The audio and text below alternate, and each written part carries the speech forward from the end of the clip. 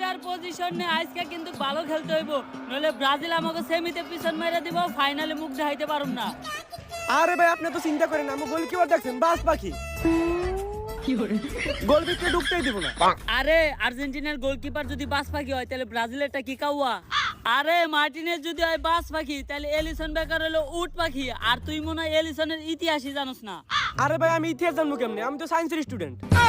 এলিসনের কোনো পদার্থ বা রসায়ন থাকলে কোন ডি মারিয়া হয়তো ভালোভাবে বিষয়টা বুঝতে পারেনি, আমরা খেলায় ফিরে যাই। যাক, মাঠের মাঝখানে তো আমরা এবার কিন্তু বল এখন পর্যন্ত হয় নাকি, সবাই তো বলের অপেক্ষা করতেছে, বলটা কখন আইব। দেখ ওই দেখেন অনেকক্ষণ পর মাঠের কোনা দিয়ে কেউ আইতাছে, বল নিয়ে আইতাছে, কিন্তু সাদা গেঞ্জি পড়ছে, ব্রাজিলের প্যান্ট পরে। কেডা এটা? চেহারা দেখে তো কিছু বোঝা যেত না, কিন্তু তার দিতে কিছু একটা লেহাতে কিলা বিরাট কোহলি কাতার বিশ্বকাপে।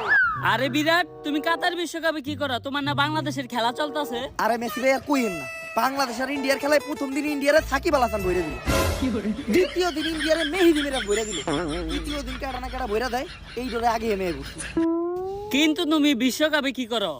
আরে মেসি ভাই, কয়দিন আগে বাংলাদেশ আর ইন্ডিয়ার খেলায় আমি চুরি করছিলাম না, ওইটা আর্জেন্টিনার ফুটবল ক্লাবের পছন্দ হয়েছে। আর আমি যাতে চুরি কইরা আর্জেন্টিনার এইবার সেমিফাইনালে জিতাইতে পারি, তাই ফিফারে কইয়া আমার এই থার্ড আম্পায়ার হিসাবে রাখছে। তুই যেহেতু থার্ড আম্পায়ার, একটু লক্ষ্য রাখিস অফসাইড জানি না হয়। সৌদি আরবের ম্যাচে অফসাইড হয়েছে 3টা, তাই খেজুর খেয়ে গেছি 2টা।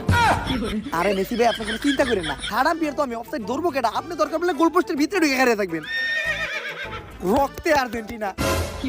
তাইলে তুই ব্রাজিলে প্যান পড়ছিস কে? ভাই বাজারে প্যান্ট তো কিনতে গেছিলাম আমি আর্জেন্টিনার,